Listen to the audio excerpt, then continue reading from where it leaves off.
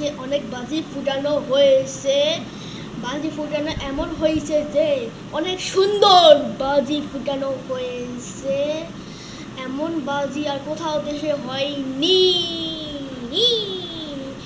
হয়নি তো এবার আপনারা দেখতে পাবেন বাজি ফুটানো ভিডিওটা। এই যে দেখুন কত সুন্দরভাবে বাজি ফুটানো হইতেছে। এবার আপনারা বড়ভাবে করে দেখুন।